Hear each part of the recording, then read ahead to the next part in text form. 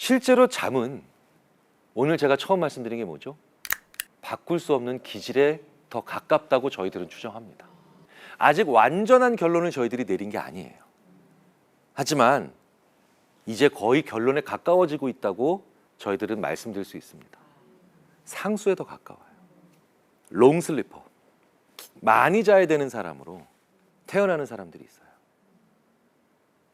그런데 이런 사람들이 대부분 창조적인 걸 만들어내는 사람들이 많아요.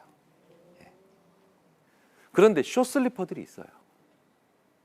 자, 그럼 예를 들어 볼까요? 스티브 워즈니악, 애플의 공동 설립자죠. 근데 또 다른 스티브 잡스가 있죠. 스티브 워즈니악은 상당한 롱슬리퍼입니다. 스티브 잡스는 숏슬리퍼에 가까워요. 숏슬리퍼는 뭔가 짧게, 적게 자는 사람이죠. 그런데 이 스티브 워즈니악이 애플에서 만드는 모든 것들을 만들었죠. 그리고 스티브 잡스는 사실 팔았어요. 네. 우리는 혁신의 아이콘이라고 하는 사람으로 스티브 잡스를 기억하지만 사실은 엔지니어나 개발자인 분들은 스티브 워즈니악에 더 큰 점수를 주는 경우도 많습니다. 근데 훨씬 더 극적인 삶을 살았기 때문에, 주인공 의식이 강했기 때문에 우리는 스티브 잡스를 더 많이 기억하지만 사실은 절대로 스티브 워즈니악 없는 스티브 잡스는 가능하지 않습니다. 심지어 이런 관계는 에디슨과 테슬라의 관계에서도 있죠. 롱슬리퍼와 숏슬리퍼가 있어요. 참으로 재밌게도 롱슬리퍼는 창조적이고 혁신적인 사람들, 누구도 생각하지 못했던 걸 만들어내는 사람들이 많고요. 그리고 숏슬리퍼는 이런 것들을 잘 알아보고 이것들을 가지고 비즈니스, 즉 사업을 잘했던 사람들이 많고 결정을 내리는 사람들이 많습니다. 다시 한번 말씀드리지만 아직까지는 완전히 결론을 내리지는 못했습니다만 점점 더 결론에 가까워지고 있습니다. 자, 그렇다면 이건 아마도 타고난 기질이겠죠. 네. 그런데 우리는 누구도 그 사람이 롱슬리퍼인지 숏슬리퍼지에 대한 관심이 없고요. 그리고 문제는 우리 한국은 지금까지 철저히 숏슬리퍼의 삶을 살아왔어요. 우리나라에 정말 많은 그러면 창조적인 롱슬리퍼들은 지금까지 고통 속에서 살아왔겠죠. 그렇죠? 재밌는 건 아침형 인간과 저녁형 인간도 이제 저희들이 인정을 합니다. 아침형 인간이 있어요. 근데 저녁형 인간도 있습니다. 이것도 저희가 봤을 때 현재까지의 패턴으로 보면 타고난 것 같아요. 타고나는 것 같아요. 아침형 인간은 뭡니까? 아침에 똑똑해지는 사람이에요. 저녁형 인간은 어둑어둑해질 때부터 총기가 흐르는 사람이에요. 그렇죠? 자, 그런데 왜 이렇게 다를까? 사실은 생물학 하는 분들과 대화를 해보면 그 의외로 답이 금방 나옵니다. 우리 인간은 호모사피엔스라고 하죠. 굉장히 독특한 이 지구상의 생명체입니다. 왜겠어요? 그 종의 특징이 없어요. 어떤 동물이든 야행성인 동물이 있고 주행성인 동물이 있습니다. 자, 인간은 야행성일까요? 주행성일까요? 그렇죠. 벌써 답이 다르죠. 왜? 내 첫째 딸은 야행성인데 둘째 아들은 주행성일 수 있거든요. 같은 가족끼리도 달라요. 근데 왜 이렇게 되게 태어나고 있을까요? 24시간 살아 숨쉬는 시스템을 그래서 만들 수 있었겠죠. 우리 인간은.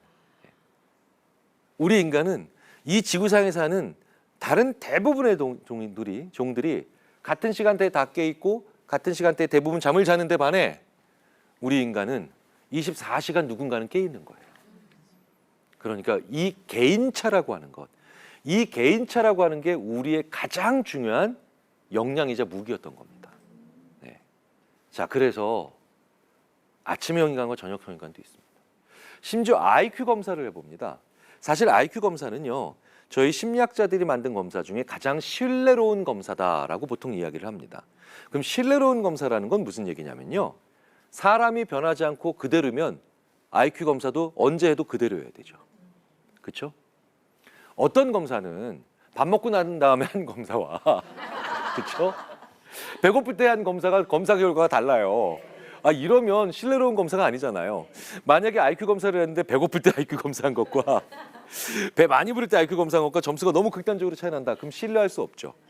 물론 살짝 차이가 나긴 합니다. 네. 왜냐하면 배가 부른 상태에선 뇌가 게을러지기 때문에 네. IQ 점수가 살짝 내려간다는 연구가 있긴 하지만 그건 큰 차이는 아니죠.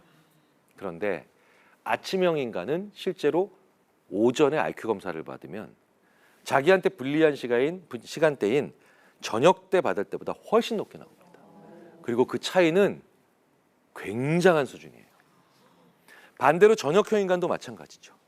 그렇죠? 저녁형 인간도 마찬가지죠. 아침에 이른 새 아침에 받습니다. 네. 그럼 미라클이 일어나는 게 아닙니다.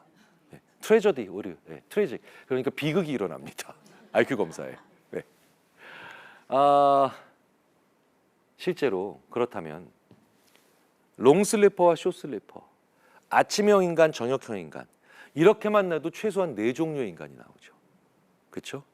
여기에 게다가 심지어 롱슬립 이렇게 그렇게 나눠지는 게 아니라 끊어 자는 유형, 붙여 자는 유형 이렇게 다 달라요. 이러면 다시 8가지가 되죠. 그렇죠? 여기에 또 다른 2개가 붙으면 16개가 되죠. 또 다른 유형이 붙으면 32개가 되죠. 잠의 유형은 정말 많이 다릅니다. 근데 우리는 한날 한시에 일어나서 그렇죠? 한날 한시에 다 같이 자는 그런 생활을 그래서 우리는 가장 고통스러운 시간이라고 기억합니다.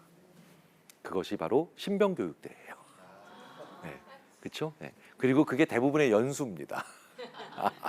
힘들고 어렵다고 기억하는 이유가 바로 그거죠. 내 시간대에 맞지 않는 내 길이에 맞지 않는 잠을 자니까. 저는 초등학교 때 정말 엄청나게 100만이 넘는 아이들이 태어난 시대라서 저희는 제가 다니던 초등학교 그때는 국민학교였죠.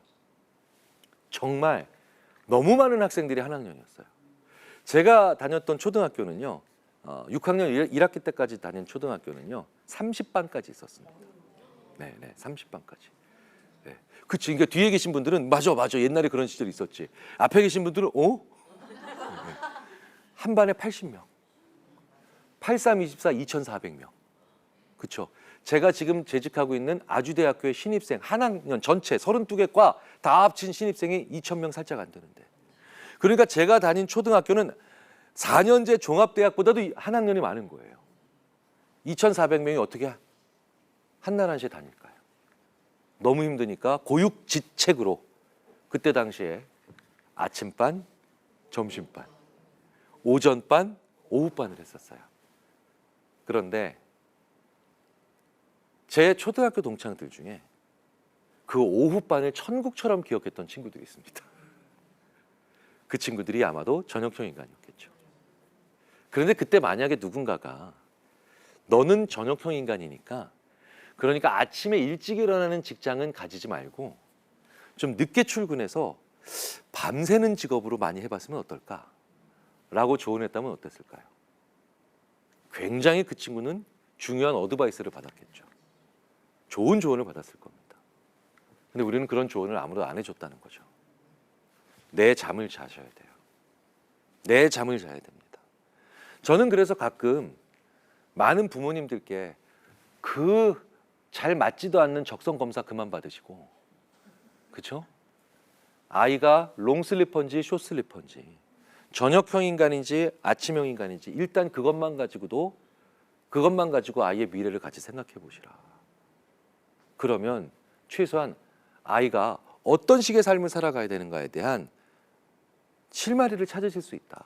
이런 얘기를 드리기도 합니다. 저는 선생님들한테도 이게 마찬가지로 적용됐으면 좋겠어요. 왜 우리는 아직도 한날 한시에 모든 학년 아이들이 같은 학년이라면 왜 우리는 아직도 한날 한시 같은 시간에 다 같이 등교해서 다 같이 하교하는 이 고정관념으로부터 벗어나지 못했을까요? 만약에 어떤 선생님이 나는 저녁형 인간이거든. 그러니까 저녁형 인간들은 2학년 중에 4반, 5반이야. 그리고 우리는 11시에 등교하자. 선생님은 조금 일찍 등교할게. 10시 반까지. 나는 아침형 인간이야. 그러니까 2학년 1반, 2반은 오늘부터 8시에 등교하자. 그리고 나는 7시 반까지 등교할게. 선생님이 나는. 그럼 저 같은 딱 중간에 끼인 또 다른 유형. 나는 절충형 인간이거든. 우리는 9시 반에 등교하면 어떨까? 왜 이런 다양성이 우리에게 없을까요? 사실은 우리의 잠이 다양하다는 걸 먼저 인정하는 게 중요합니다. 오늘부터 나의 잠과 나의 삶의 질에 연결성을 한번 만들어 보세요. 오늘 나의 말과 행동에 점수를 한번 주십시오. 오늘 나의 말과 행동에 점수를 한번 주세요. 그러면 ABCD도 주셔도 되고요. 10점 만점에 뭐 10점, 9점, 8점으로 주셔도 됩니다. 어떤 날은 이런 날이 있으실 거예요. 참 내가 생각해도 오늘은 정말 참 내가 나이값 했다. 이런 날이 있습니다. 저도 그럴 때가 있어요. 역시 나이 헛먹은 게 아니군. 이런 학생들한테 조언도 주고 말이야. 어떤 날은 참 나이값 못하는 날이 있어요. 제가 생각해도 참 부끄럽고 내가 진짜 이 나이 되도록 이거밖에 안 되나 싶은 날이 있습니다. 그죠? 네. 오늘 나의 말과 행동 그리고 기분을 함께 묶어서 점수를 한번 주십시오. 그리고 그 옆에 숫자 2개만 좀 적으세요.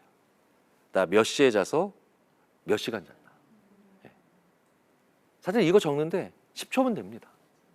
그런데 이 10초 만에 그런데 이 10초를 적는 행위가 1년만 쌓이면 저는 인생에 큰 변화를 줄 수 있다고 생각을 합니다. 1년 후에 그 수초를 하나씩 적어보세요. 10초씩 투자해서. 1분도 아니고 10초. 1년 후에 그걸 쭉 보시면 365개의 쌍이 생기죠. 그걸 이렇게 물끄러미 보고 계시면 나의 또 다른 기질이 보이실 거예요. 나 몇 시간 자야 되는, 몇 시에 자야 되는 사람인가. 네. 근데 굉장히 신기한 건 이걸 저랑 같이 오랫동안 얘기해왔던 소아청소년 정신건강 전문의인 유한욱 원장이라고 있는데 저의 고등학교 동창이자 굉장히 친한 친구인데요. 그 유한욱 원장이 정신과 전문의 유한욱 원장이 야, 김 교수 사람들이 이 얘기를 하는 순간 자기 잠을 정의하더라. 자기 잠에 대한 정의가 생기더래요. 근데 자기 잠을 정의한다는 게 무슨 뜻이야, 유 원장? 그랬더니 그 친구가 저한테 그럽니다. 자기 잠을 자더라는 거야. 내 잠을 잔대요. 굉장히 많은 자기의 내원하는 환자들 중에 그렇게 잠을 자기 힘들다고 하는 분이 저는요 11시에 자서 8시간 자야 되는 사람입니다. 이렇게 얘기를 스스로 말을 하게 되니까 정말 10시 반이 되니까 이부자리를 피고 있더래요. 근데 그 1시간 전부터 물을 덜 마시더래요. 왜? 가면 소변 보면 안 되니까. 너무 자주 소변 보고 싶으면 안 되니까.